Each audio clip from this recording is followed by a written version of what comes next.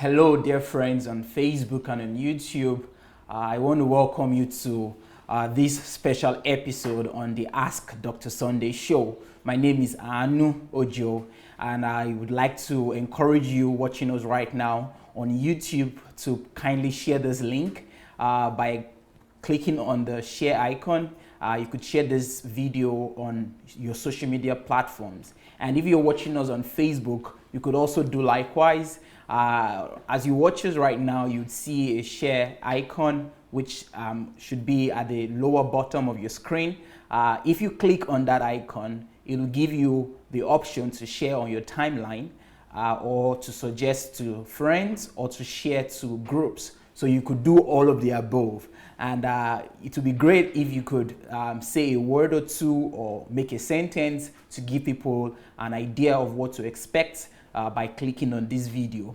For those of you who are our first time viewers, this is Ask Dr. Sunday show. And in this show, I'm here as the host, and Dr. Sunday is right here to give answers to every question and any question that people have asked him, or people who watch on Facebook and on YouTube, or people who send in personal questions, or people who send questions to his blog at sundayadelajblog.com, and he tries his best to give answers to all of those questions. And if you are asking right now, oh, I have some questions and I would like Dr. Sunday to give answers to them, I want you to know that you could actually send in your questions right now. If you're watching us on Facebook and on YouTube, you could send in your questions by typing letter Q. So you type letter Q on the comment section and ask your question. But it's important that you type letter Q, because without typing letter Q, it will be difficult for the team to be able to sift general comments from your own question. So type letter Q on the comment section if you're watching us on Facebook and on YouTube, and we'll be able to get your questions from there. And if you would like to be anonymous, you don't want people to know that you are the one sending in those questions or one question, you could go to Dr. Sunday's blog, which is sundayadelajblog.com, but you would have to add /ask. So I'll repeat, sundayadelajblog.com/ask.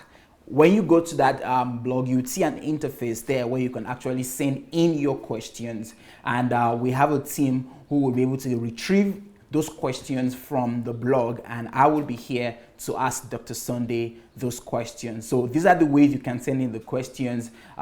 Type right now on the comment section or send it through the blogs. We have questions that have been sent previously, and I will be asking Dr. Sunday those questions. But before I introduce Dr. Sunday to you all, I would like to just make this announcement concerning the latest book that you can see right on the screen right now. The book is titled Ladies Forget About Marriage, Build Your Life. Ladies Forget About Marriage, Build Your Life. This is the latest book, interesting title, quite intriguing, and I want to believe that it's a subject that people might want to read. I don't want to be sure that people would want to read it, because if you're coming from our own side, in Nigeria, I think a majority of the ladies are looking forward to their wedding day dressed in that beautiful white dress. And but here is Dr. Sunday saying, ladies forget about marriage, build your life. But I remember the last program I had with Dr. Sunday, which was Pastoring Without Tears. We talked about the focus of this book, that this book is really not about ladies just forgetting about marriage, but it is about building their lives. So before you think about marriage, build your life. So build your life, and then you can think about marriage. So it's a book about priority. What should you focus on before the other? So if you want to get this book, you could get this book on pre-order right now. It's on pre-order sale, which is less than $4. So you could go to Amazon right now, Amazon, search for this book and make the pre-order as soon as possible, because I think from tomorrow the price would be maybe double the present price. So please go right now and get this book. The title of the book, once again, is Ladies Forget About Marriage, Build Your Life. And right in between there, is a sentence that says marriage won't make you happy. All right. So today, like I said, I am not alone here. I have Dr. Sunday Adelaja with me, and I would like to bring him on the show. Good afternoon, sir. Blessings. Yes, sir. You're welcome to the show today. My pleasure. Great. Interestingly, we're wearing yellow, and this is like a yellow day today, and it's sunny outside. So it's a bright day for us here in Ukraine. It's sunny, and we're also wearing yellow. But I want to first start by, I don't know if people were able to watch the previous program. You had back, I think the title of the program is Back to the Roots, or Back to My Roots. Yes. And it's a program where Dr. Sunday, with a gentleman called Mr. Israel Balogun, is trying to resurrect and bring life back to his Yoruba language. And it was a great time. I think Dr. Sunday is really into getting back this Yoruba language. And we're seeing, even we who are viewing the program, we're seeing progress. And I want to say that we can see that you're really into getting the Yoruba back. And want to encourage you to keep doing it. And also, we here, Yoruba speakers, we'll try to speak as much as we can, and maybe we can also revive some of our languages that we've lost, especially the Yoruba language. So just to give that word of encouragement to you. I don't know if Grateful. All right, so today we're having a list of questions from our viewers all over the world sent in their questions. And the first question we're going to start with, I would like if we can have the PowerPoint presentation. That is also the same title that is given to today's ask.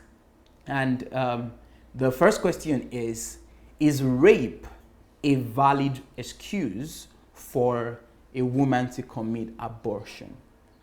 That's the first question we're going to address. First of all, I don't like the way the question is formulated. Okay.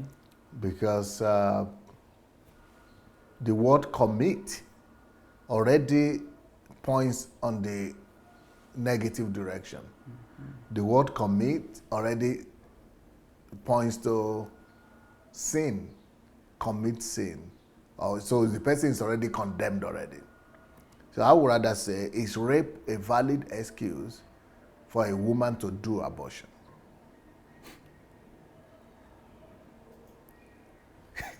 Well, it's interesting though, because I would not have interpreted commit as associated with sin.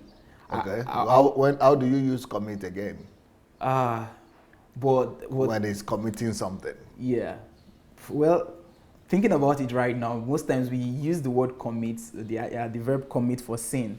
But I wouldn't just look at the question and associate it with commit, meaning the person who asks this question is already passing some sense of judgment. But I mean, you said it that the person might not know even. Yeah. Okay. But for people who know, and for people who think deeply, people just use words, you know. People just use words that come to their mouth. But for me, every word is important. Wow, interesting. So that's how we get to we learn on the job. Wow, good. So that's the first thing you notice in the question. Yep. Great.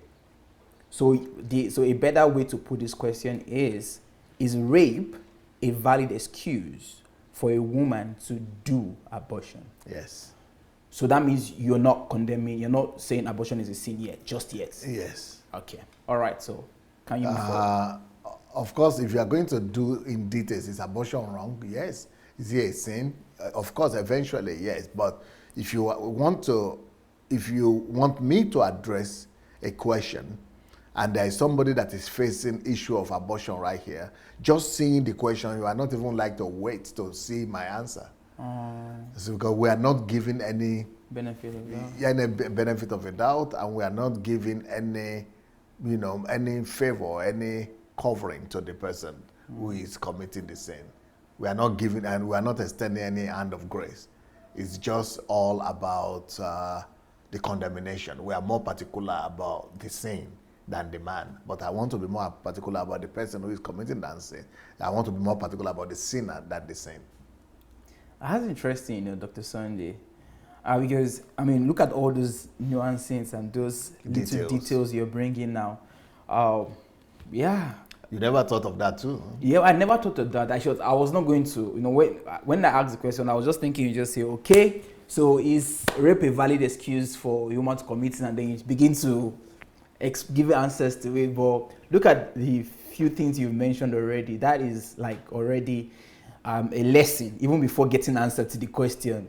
The first one is attention to words, the use of words, paying attention to every word that is used in the question, and you're able to differentiate between the word commit, there being sort of a condemning kind of verb actually, but it would have been better to replace the word with do.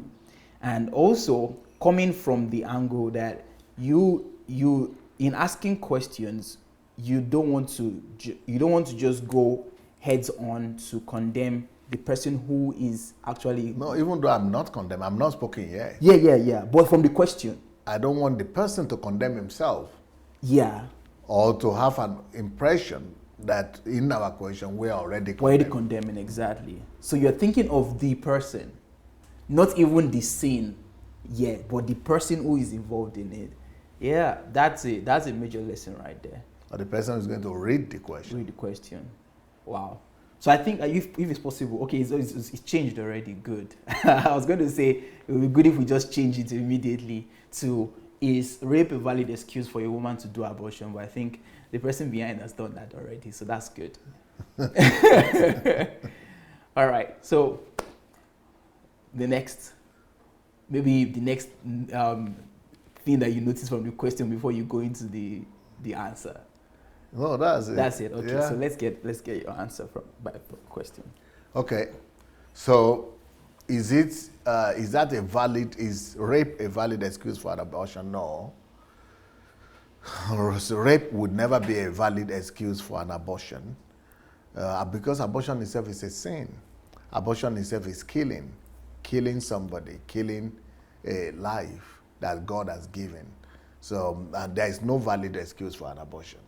Some people said, oh, what about if it is a rape or this child is sick or something like that? Well, if that child is alive still and that child is going to live eventually, then there is no valid excuse for an abortion. But if it's rape, there are different other ways to deal with rape. Okay. If it is rape, the raper is already a sinner.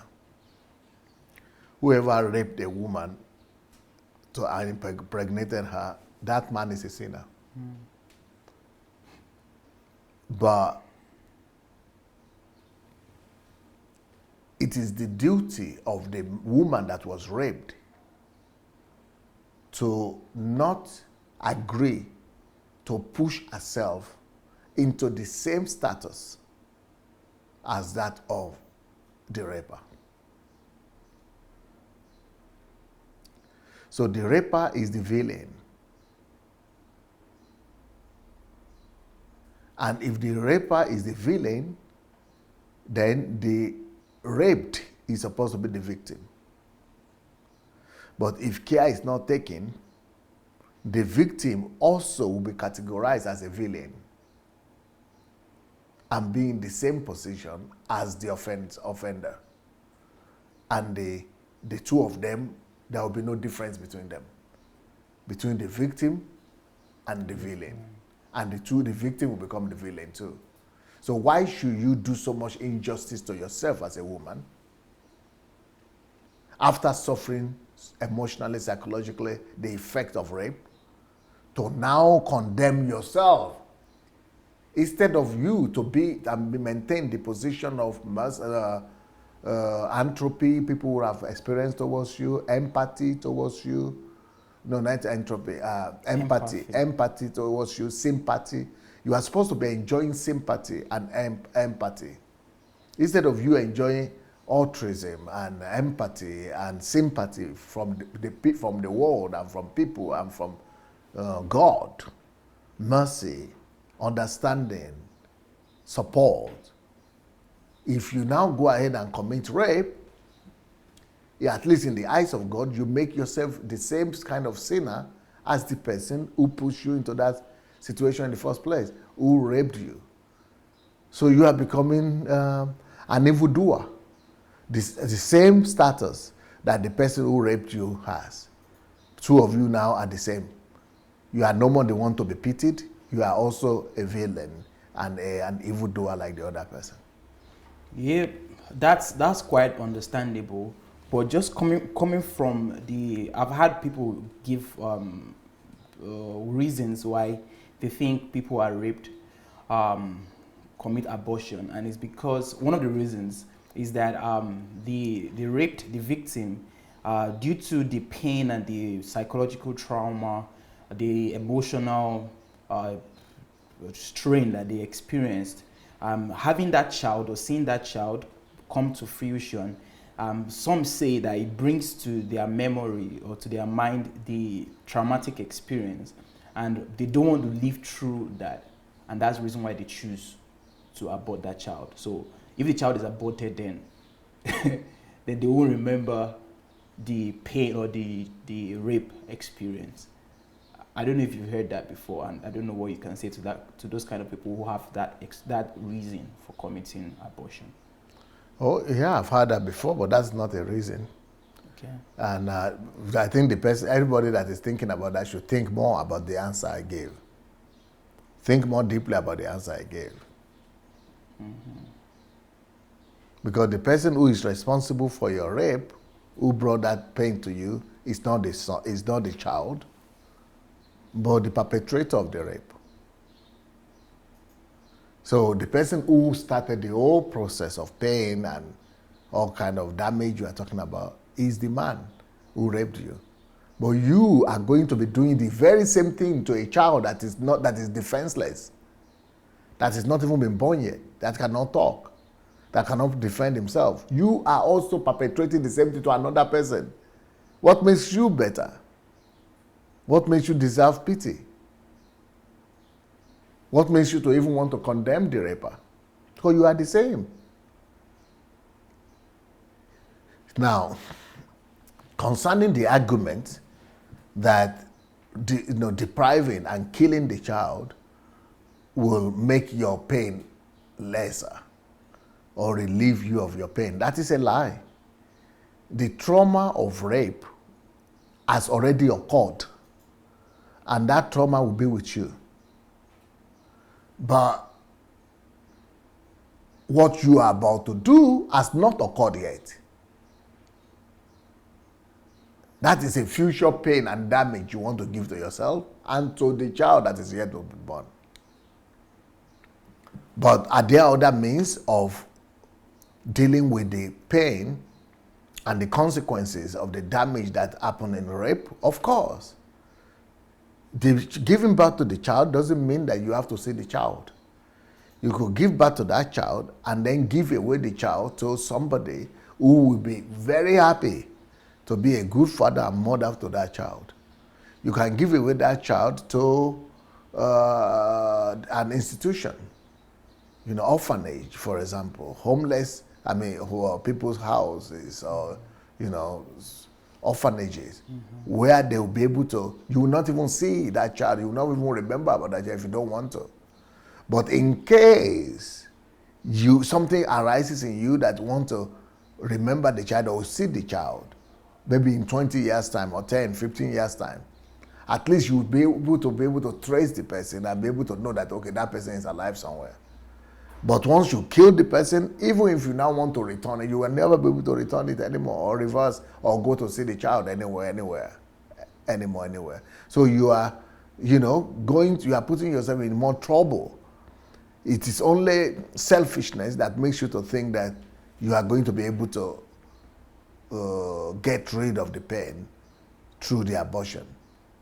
But really, you are creating more, you are digging yourself into a bigger hole. and creating more trouble for yourself and for others by doing that. Wow, interesting. Thank you, Dr. Sunday, for that. Just to make a conclusion on this question, so would one be right to say that after, if there is a rape occurrence and it leads to the victim being pregnant, there is no reason, well, there's no reason good enough for abortion to take place? There is no reason good enough for abortion to take place in either way. Either it is rape or it is even marriage or any pregnancy. The only time you could think of abortion might be because maybe the child is not going to live anyway. So if there is a medical condition that would not allow the child to live or would not allow the mother to live and the mother and the child, of course, that is understandable. Yeah. But otherwise, there is no reason. There's no reason. Yeah. Well, there you have it. Thank you, Dr. Sunday. I thank you to the person who asked this question. If rape is a valid excuse for a woman to commit abortion, yes, God is the giver of life. God is the source of life. And there is definitely a reason for that person, or for God to send that child to this earth. So, yeah, and I appreciate the advice that Dr. Sunday gave, that even if you don't want to see the child, you could give birth to that child and give the child to people who would be happy and would be excited to father that child or to parent the child. So that would be a good option. I don't know, apart from that one, from your own perspective, is there any other advice you can give to people who have gone through rape to help them heal? Well, another thing I would like to say as the reason that people will give sometimes why they want to do abortion is that that child, for them there is trauma in them carrying the baby through for 9 months. Yes.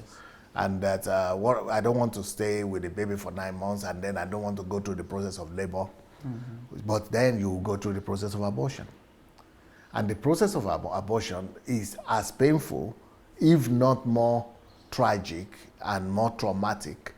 I met ladies who have done abortion, and the trauma of it is even higher than just giving birth. So you could even avoid the trauma of abortion just by staying that. So it's compensates for one another. So if you say 9 months pain, but the pain of abortion itself has pain. Mm-hmm. So it's the same thing. I go through pain either way.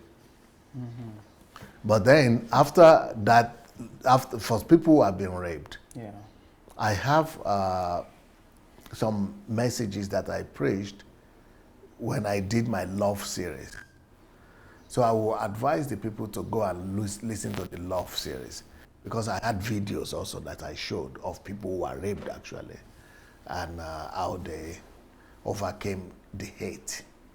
It is important that you uproot hate from your heart and then go into God to find strength to forgive.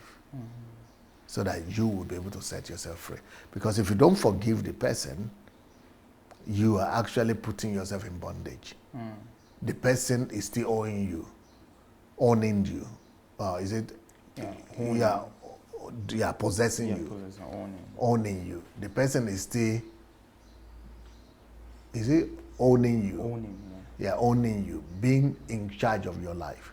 Because you cannot live your life now. You are not now living your life according to the dictate of what they have done for you or against you. You are now living your life in accordance to the action of that person in your life. So you are tied to that person forever. It's like somebody that is alive but went and took somebody who is dead, his dead body, and say, I'm not going to allow that person to be buried. So what do you want? Tie the person to me. And then you'll be carrying him. You are carrying that dead body that is stinking, that is decomposing, that is decaying every day with you. When you sleep, when you wake up, when you walk, it is a burden that is too heavy for any human being to carry. Wow. Well, there you have it. Issues as regards rape is a very sensitive issue, and one wants to be also empathetic to this kind of people who have gone through this abuse. And like Dr. Sunday said, if you would like to go through the healing process, if you like to overcome that trauma, I think it would be great to listen to the teaching series. That's the love series where Dr. Sunday thought about this subject to help you overcome the hate and the pain that you've gone through. And I have a book. Don't touch me. I'm in pain. I'm hurting. I'm hurting. Yeah. Don't touch me. I'm hurting. Yeah. So that book will be able to help people too. Don't touch me, I'm hurting. And I'm going to also give another one. Apart from the Don't Touch Me, I'm Hurting, there is a book titled How to Turn Everything Negative to Positive. Yeah, that's also a good book. You see some principles there on how you can convert a negative situation, a negative experience to something positive. So these are the advices that we could give from here. Another one that will help you is damage by religion. Okay. Even though that is talking about damage, but it's also actually talking about abuse. Mm-hmm. So rape is an abuse situation too. Yeah. And in that book, I was also talking about rape. Mm-hmm. So it will help you. Recovery. Well, a lot of resources from Dr. Sunday to address this issue. I would like to encourage you, if you've been there, to get these resources, or if you're watching us right now and you know anyone who has gone through that challenge, I think it would be great if you can prescribe or you could suggest these materials to them to help them gain their wholeness back, and for them to become even solutions and become channel of answers and blessings to people who are going through the same kind of experiences. All right, so thank you for being with us. We're going to go to the next question right now, and I want to announce to our viewers who are watching us right now, if you have a question to Dr. Sunday, as you're watching, you could drop your question on the comment section by typing letter Q. So if you type letter Q, and this applies to both our Facebook and our YouTube audience, so you could type your question right now. Even if I'm not able to ask your question today, you can be rest assured that we would go back. We're going to retrieve all your questions, and we're going to ask those questions in subsequent episodes. All right? So thank you. Can we go to the next question right now? Okay, so this is a question. DSA, what is your take on MLK? That is, I think, Martin Luther King. What is your take on MLK's story that he was involved in rapes and illicit behavior? There are stories, and I don't think they have been confirmed. I think the only thing that is confirmed is that he was involved in numerous sexual acts or sexual extramarital affairs. Adultery. Yeah, but that's personal life of people. Who is without sin, like Jesus said. Then take up your stone. The fact that he is involved in his own kind of sin doesn't mean that you are exonerated from your own kind of sin. Don't judge other people because they are not sinning your own type of sin. They are not committing the same sin like yourself. And that's who we are normally. We human beings are always judges when it comes to the sins and weaknesses of others. But when it comes to our own sins, we begin to find excuses for ourselves, and we become an advocate. And then we become a judge for other people, but advocate for ourselves. So it is not our own prerogative or our own duty. So it is not it's not our duty to judge other people's personal life or things like that. So what I'm particular about are doctrines, and that man, I think. Normally when you have great men, God has to allow them also to have weaknesses. And not just great men, all men.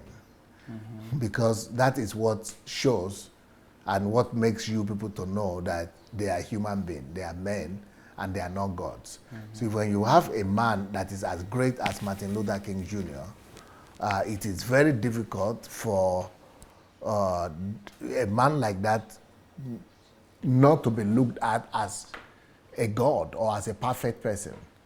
It is very easy to look at someone like that and idolize him. I want to worship him, I idolize him. But even though, he's just an ordinary man. So God allows those kind of weaknesses to come out so that we know that people God has used in history are only human beings. Human beings with their own strengths, human beings with their own weaknesses, but they made themselves available to God. And that's why God used them.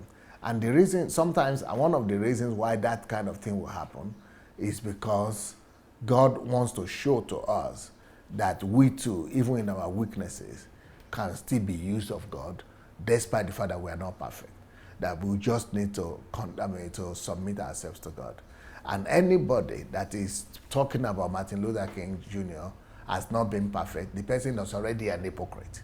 Because the person himself is not perfect anyway, and he knows it. Every one of us knows that we are not perfect, because no human being is. And the only thing is that I might not be doing the kind of sin that he did, or, but I'm having my own also challenges and imperfections. So that means that for me to now be touching and pointing an accusing finger at his own imperfection, that means I'm being an hypocrite. So it is when you look at a man like that, I want to focus more on his mission, on his calling, and on his purpose, how he ran his race. And the Bible said that we should look at them and copy their faith, not their lifestyle, but their faith. So we are more concerned about their faith and what they have been able to do in regards to their calling and the doctrines of the Bible. But concerning private lives, well, the Bible also said that this vessel we have in an eating vessel, an earthen vessel.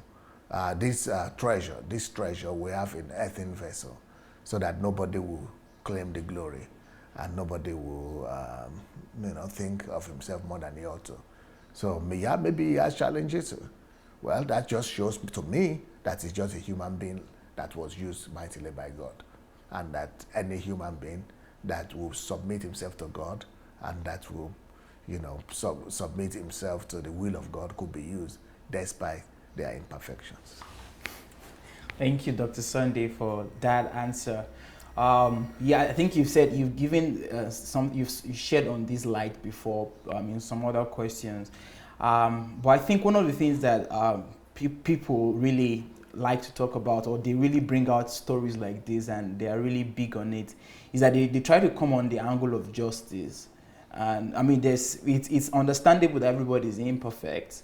It's understandable that everybody has challenges, but there's a certain what's the word? Maybe pedestal or certain expectations that they have from certain individuals, especially people who have done great stuff, or people who are doing great stuff. So they don't expect them to do some things, even though they know that the individuals who are not expecting those guys to perform or to have challenges or to have some imperfections, they know that they are imperfect anyways. But there is just this, either it's a human factor, either it's a natural thing that comes to people, that if someone is in a certain position of either leadership or influence, there are certain expectations that people have from those people. And when they discover that these people have those challenges, they don't, what's the word? Maybe they're not gracious to those people, or they're coming from the perspective that justice needs to be served. Or what justice? For example, let's say with the question of MLK and the stories coming about rape. But I said that's not confirmed. It's not confirmed, yeah. But I'm just saying, if it is adultery that he had, what justice is that? What justice is in adultery? I'm not, because if it is adultery, yeah, this means that he had relationship with people, adults, consent, yeah, with consent. So what justice? Yeah, that's what I'm saying. That as soon as you asked me about the question of justice, I gave an example not of adultery but of rape, which is not affirmed. So why should you judge somebody with allegations that is not confirmed? So I will not even comment on that. Okay, but what? Okay, that's for MLK, right? But what if from other Yes, anybody that has done something that is a criminal act Yes. must answer for it. Must answer for it. That's exactly what I'm going Yeah, to. but there are different ways. For example, if a pastor is having illicit sexual relationship, not just a pastor, any human being, pastor, leader, is having sex with somebody that is, that maybe an underage or a boy or pedophile or young girls or something like that, he should be queried. He should be taken to prison. He should be judged. Maybe not prison. He should be taken to court, and he should be judged for it. Yeah. But in this case, with this man, he's dead already. Number one. Number two, what he did, I don't see any confirmation that he was involved in any illicit, morally illicit, yes, morally wrong, maybe, but not. So it's just a moral question that I've seen. I've not heard about rape and things like that. I didn't even hear about rape. I only heard about sexual. There was an article rascality about some stuff about it. Maybe I'll cancel for it. Yeah, I know that a lot of things are out there. Yeah, but yeah, not confirmed. And I gave you that follow-up question. Reason being that, and I'm happy that you were able to finally answer my question, because the question was not really about MLK, but it was more like a general question where someone who is in that position of authority commits a crime that is. It's just like a pastor now in South Africa. Yes. That has been involved in multiple sexual relationship or assaults, or motor show. Yeah, motor show. Yeah, he's in prison right now. He's in jail, I think. But the thing is still in court. Yeah. In the West, in this part of the world, in Europe or in America, even in Nigeria now, they started putting them. If you are committing sexual assaults or sexual offense like this, they take you to court. Yeah. I mean, you go to jail. So if it's a crime, people should go to jail for it. Yeah. Justice has to be served when a crime is committed. But, when it comes to this man, I think the lesson is for us to know that he was a man like us. Yes. But I don't think there was any crime as such in his own, in his own case. Yeah. I get that, and I'm appreciative of your answer. And I think that's it. That would be the response to that question. Thanks to the person who have sent in this question. And I would also like to speak to our viewers who are watching us. If you have follow-up questions to some of the questions that the Sunday is asking, maybe I'm not asking those follow-up questions, you could also send in your follow-up questions to the responses of Dr. Sunday, and I would go back, gather those questions, and we could ask them in subsequent episodes. All right, so we'll go to the next question without further ado. Okay, some people, concerning the question you asked about Martin Luther King Jr. Yeah, I also read some of those articles where people were saying, oh, maybe now his statue has to be removed. Yeah, that was happening too. Yeah, that's what most of the time they do. And they have to go and cancel the stories and the streets. Names. That is rubbish.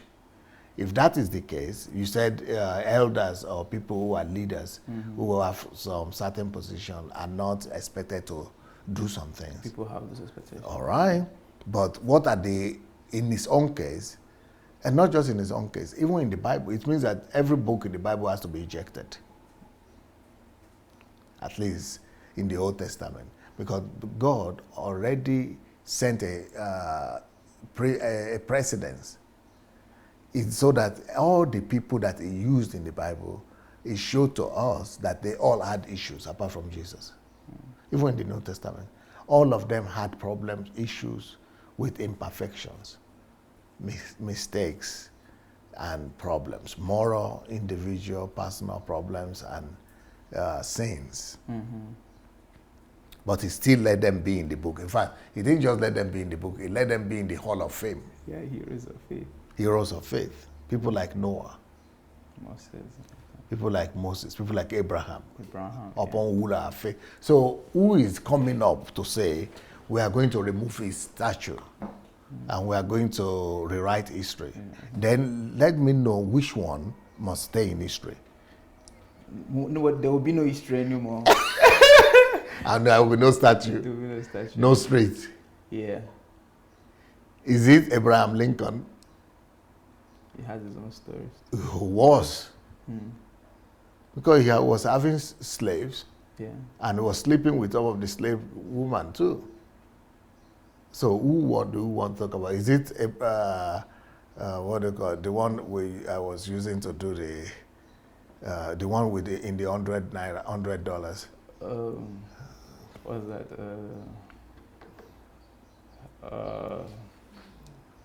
Benjamin Franklin. Benjamin Franklin, yes. So Benjamin Franklin also, all of them, no matter, all of them had issues. Some of them, a lot of the fathers of America, the founding fathers of America, people are discovering now that a lot of them were Masons. And in the house that they stayed, they were discovering the bones of people.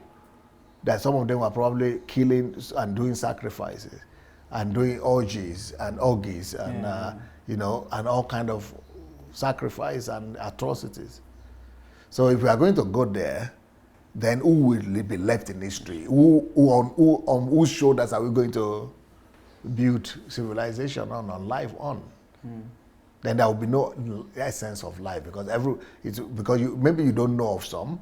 It's just because you got to know about this one recently. This one now that you are talking. What about the rest? If you get to know them later on, then it means there will be no essence, no need in life.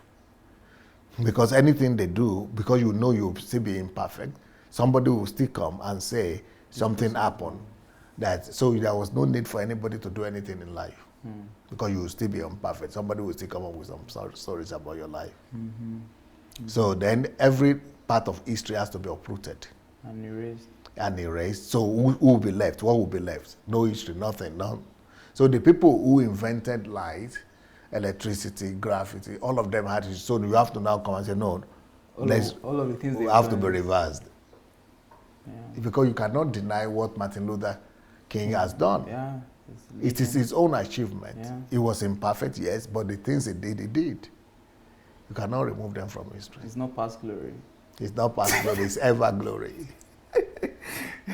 Well, it's interesting. One of the things that I think, before we go to the next question, I think what you're saying is what these are the kind of conversations that we need to have actually. Like not just here, but it should be a human. Yeah, a human kind of conversation. Because these are the things that we need to discuss on global scale. Because like you said, many people who read this, they get like, oh no, we must remove their statue, we must throw away all they've done into the gutter and everything. It just reminds me of conversations that we've had in the past. Someone who has some shortcomings and he has done some great things. And I remember you were talking about even the Nigerian pastors that we talk about, most of the time, about their wrong doctrines. And you once said that, you give those guys your maximum respect, because even if they are doctrinally wrong, but what they've achieved, cannot deny their achievements. You can't deny their achievement. You can't deny what Adeboye has done. He has taken what Oyedepo has done. What Oyedepo has done. What those guys have done. I remember your answer for even Enenche, when Enenche built that thing, and you started by saying, I give him respect, maximum respect for taking that kind of huge step and things like that. So you have to give honor to whom honor is due. If anyone has done anything that you've not done, or anything that is worthy of praise, you have to give it to that person. And after you do that, then you can also address the other part of it.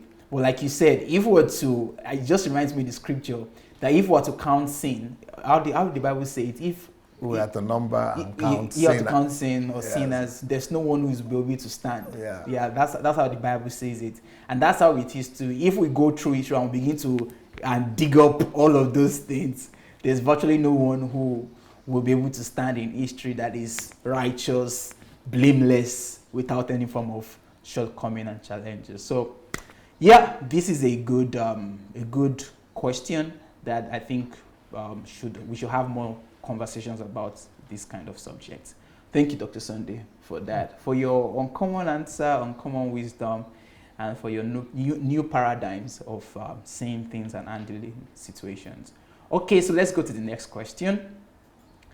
Thank you very much. Okay, Dr. Sunday, what are your thoughts on getting a prenup before getting married? I don't even know what a prenup means anyway, so I don't know what that means. I don't understand. Maybe you, the young generation of people can, I don't see myself. Maybe you, young generation of people can explain what that means. I don't know. Okay, to the best of my knowledge, I know I might not get it accurately well, but I know a prenup is an agreement between couples before they get married on how to either how to share their belongings, their inheritance, or things like that. Like, okay, see, if we get married and something happens and we divorce, this is be my part, this will be your part. I don't know if you're able to get it. Oh yeah, so we call it contract here. Yeah, maybe it's contract, but I think in the West it's called they prenups. call it prenup. Yeah. Okay, here we call it contract, marriage contract. So what do I think about it? Yeah, about There might be some situations and some events that might warrant that. I'm not totally against it. For example, I know of a member of my church actually who is a billionaire, and he got divorced when he was already like 60 years old. So at 60, he denied his old wife and married a new wife. And this new wife, she was maybe much younger than himself. And so they did this prenup, if that is what it means. They had an agreement and they signed a contract that if anything happens, if they divorce or anything, and then they had the conditions. So, and a few years later, maybe 7 years or 8 years later, they divorced. And so the prenup saved him from losing his billions or sharing his billion with the new girlfriend he just had. so maybe sometimes it might be good. Yep. Yeah. But it depends on the circumstances, the situation. Situation. Yeah. But I don't think it's a normal thing for any marriage, or for every marriage. I will not welcome this for young people who are getting married. Okay. Because it's almost like they have divorce in view, that if we have... Yeah, so I would not recommend it for young people who are getting married or even for Christians. But in the case that I just mentioned, for example, that is the case that I know, even in the world, that people use it for. Even in the secular world here, I don't know of young people who do that.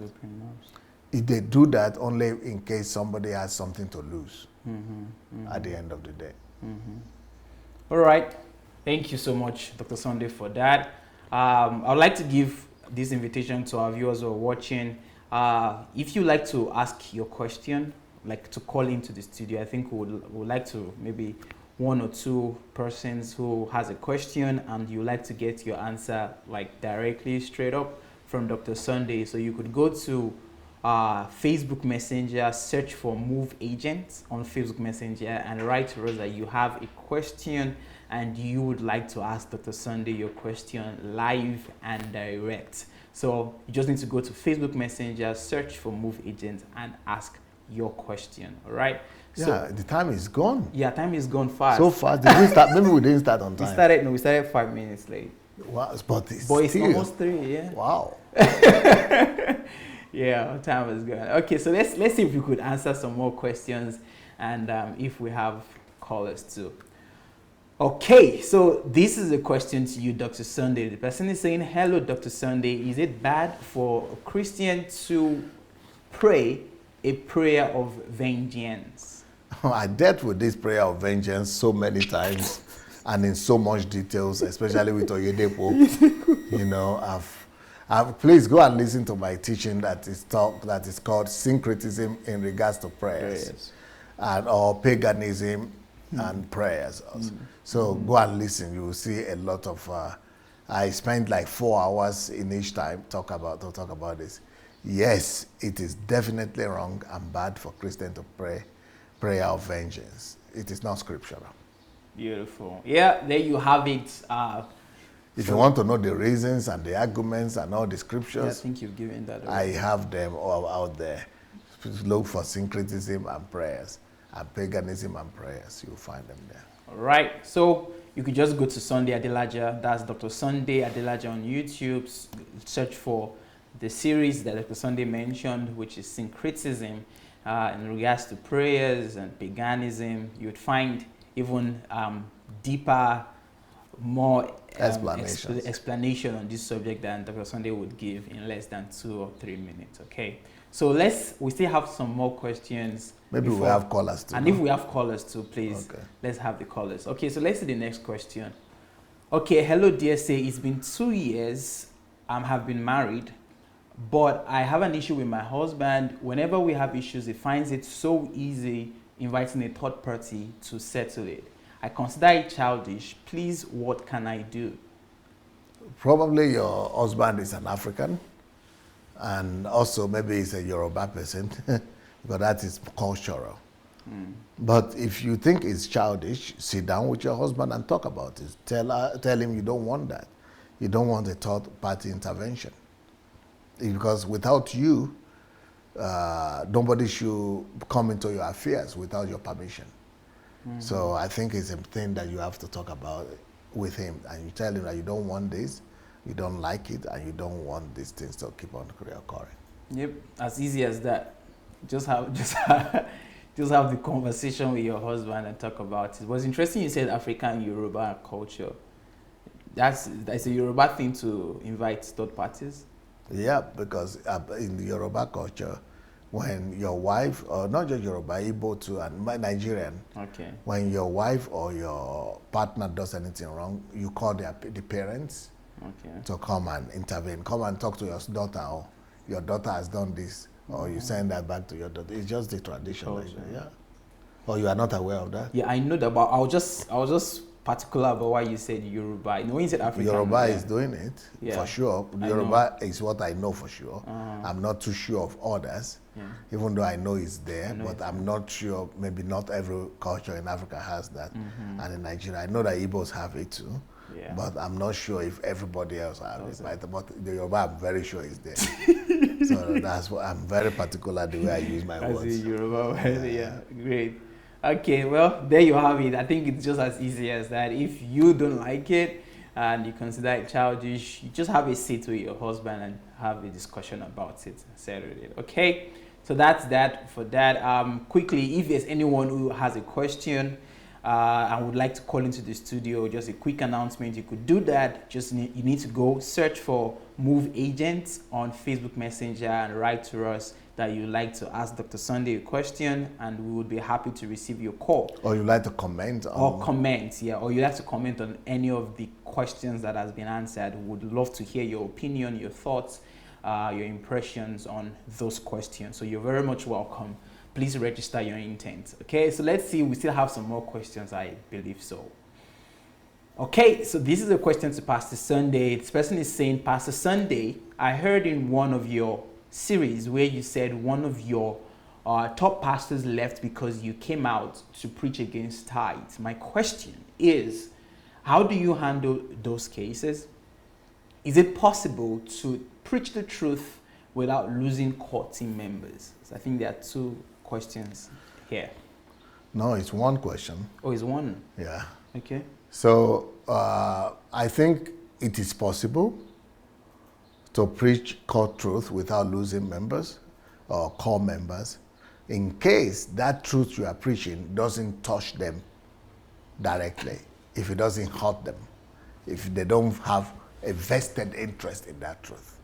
But if you preach a core truth and it has direct consequences on your team members, definitely you should expect them to leave. So is there anything bad in that? I don't think so. Jesus couldn't avoid that. If Jesus could not avoid it, maybe we shouldn't even try to avoid it. When Jesus was preaching some things, people were saying, your teachings are too hard. And they started to leave.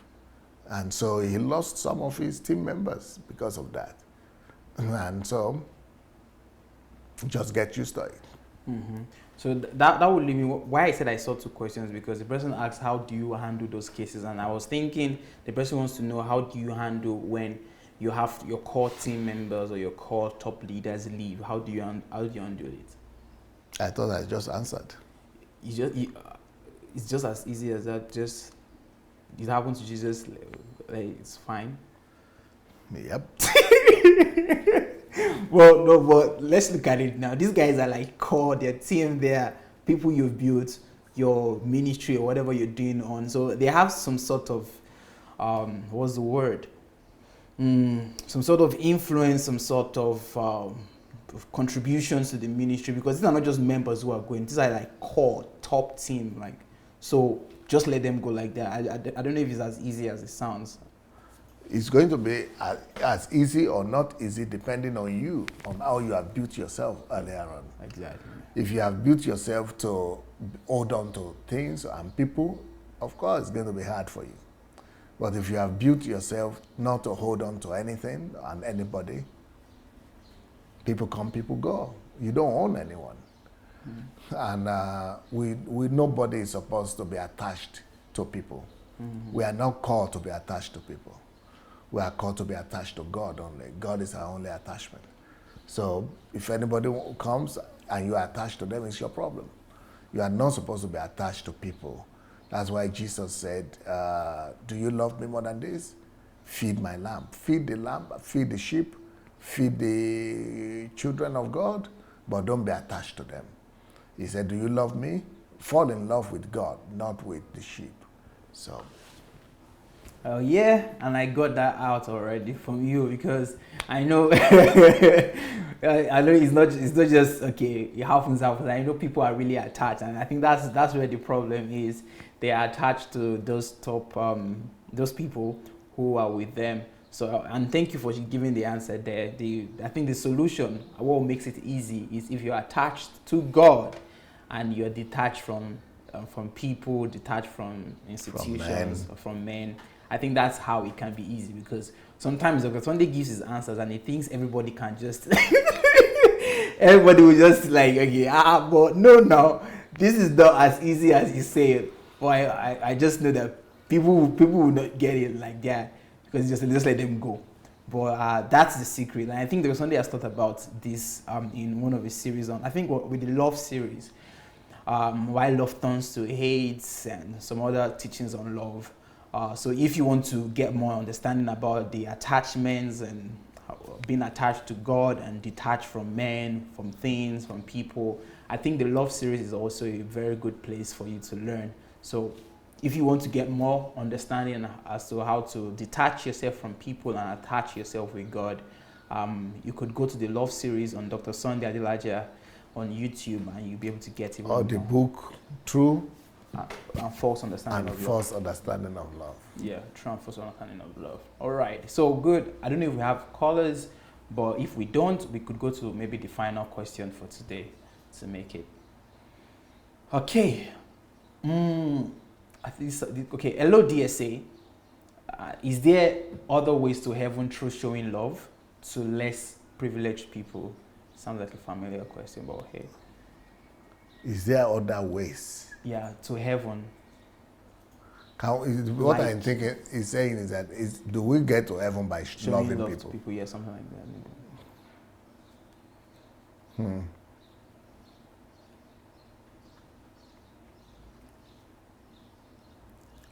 It's going to be a dicey question. When you show love to people, you can get to know God. You love God by loving people. So if you truly love people, you will discover God. I will not say is the way to heaven as such, but it will lead you to God, which will lead you to heaven. Okay, so just loving people is not what will lead you to heaven. Yes, it is to lead you to Christ. And lead you to Christ, God. And then Christ would. Yes, Christ is the way to heaven. Yes. And I think that's a good way of answering the question, because like you said, it's a dicey question. Well, I think I like the way you took it, because anyone who loves people genuinely, you discover God. What's the question? I'm seeing something here that is not being. This is another question. Why should we be, since we have not gotten there, why should we have that on stage? So anyone who shows love to people, through showing love, the person can discover love. That is God, because God is love. And in discovering God, discovering Christ, then the person can gain access to heaven. Beautiful. And it doesn't now sound so dicey as you said. Well, that's the wisdom of heaven, though. Yeah, because people could say, okay, just love your Yeah, neighbor no, and no, you, no, it will take it. No, no, no, I think it's a bit. Mm-hmm. It's just like saying when I say truth, you can know God, you can come to God through truth, Yeah. love, Oh, and religious way. yes, and through Christianity. Yeah. But that is coming to God. That's not going to heaven. That's a major difference, Yes. That's a major difference because that is leading you to God because it is Christ that will lead you to heaven anyways. Yes. So like, interesting, different ways. And Jesus Christ said it actually is the way, the truth, and the life. Yes. So you can come through any of these. To ways, Him. to Nobody meet can him. come to, to meet Him, and then He will lead you to the Father. To the Father. Wow, interesting. All right, so I think this would be the final question for today. Because it's already an hour mark. Okay, should we go to the next one? Okay, let's have one more then. Our producer wants us to read one more. Okay. Hello, sir.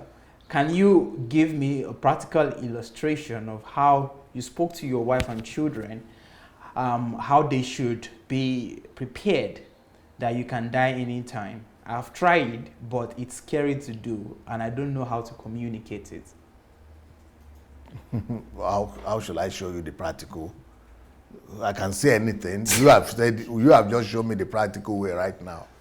So I've spoken about this many times with my wife there, with my children there, and yeah, you can go and listen to our conversation, because how will I do practically when they are not even here?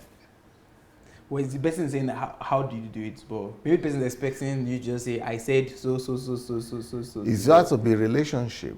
Mm-hmm. You are building relationship with your children, with your family. It's not just coming from the blue. It has to be relationship. Mm-hmm. Things have to be said before. Things have to be built. Relationship, trust has to be in place with you, and not just with you, with God too. Mm-hmm. It's not just about you dying. It's about you hooking them up to God first, making them to know that God is more than you. God is more important than you. And that if anything happens to you, you are not needed anyway. They need God. So if you don't hook them up to God before you say that, you are just causing catastrophe for yourself. Yeah, but that's exactly that's the part that people don't know. Because if you just say, for example, you just say, I've told my children that I can die anytime. Yeah, but I just don't say that. Yeah, but because don't hear it. Those things I said, they are coming from messages that I'm preaching. Yeah. There is no topic that started by saying, I want to die, and I've told my children. No. It's either when I'm doing how to know God and be a friend of God, or how to know God through love. When I'm talking about the most important thing, it is in that context that one comes out. So you have to first of all establish that context with your family. Mm-hmm. That is what we are talking about. That is not the goal. Is not that you will die. Your people should die. The goal is that God should be ultimate. Yeah, God has. Well, Dr. Sunday, there are different people who listen to your messages, and different people receive it at different levels, and just people pick out different parts that really interest them. So perhaps this person was just, how can I just tell my children that I'm ready to die? But the connection, what comes before even making this kind of statement. But it's good you said that the goal is not just to tell your family members that you could die at any time. But the whole essence of Dr. Sunday making that statement or telling his children that or his wife that is because he has done some things before then. He has made sure that he elevated and make them realize the position of God, connecting them to God, establishing God as their source, not him as their source. And then all of that with the relationship that has been built over the years now brings him to a position where he can make that statement and they would understand it clearly. Because like the person said, it's obvious that you missed this part, because based on what I read, I could see that you said you've tried it before. But either it's not worked for you or you find it difficult to do. So that means you've not done what is necessary. So you have to do all of that. And I would advise you also to go back to the love series, how to know God through love, how to be a friend of God.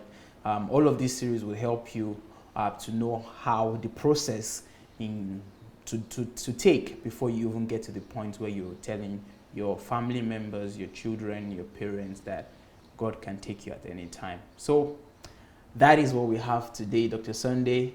Thank you for being here with me. Thank you for giving answers to these questions. And I also want to appreciate our viewers who are watching us right now on Facebook and on YouTube. Thank you for being with us. Thank you for sending in your questions. And we'll be back in 2 weeks' time with another episode on Ask Dr. Sunday Show. My name is Anu Ojo, and I'm your host. And I'll be giving Dr. Sunday the platform right now to share his final thoughts, final words before we call it a day. Yeah, I will still coming back to you 2 times today. I'll be back at 5 o'clock British time, Nigerian time, and then I will be coming back at 9 o'clock again. So get ready. And today, you see one of my books here.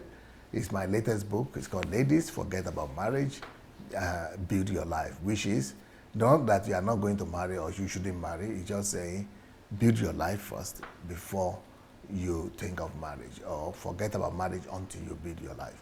So if you don't have that book, go get your own on Amazon. Thank you so much. Peace.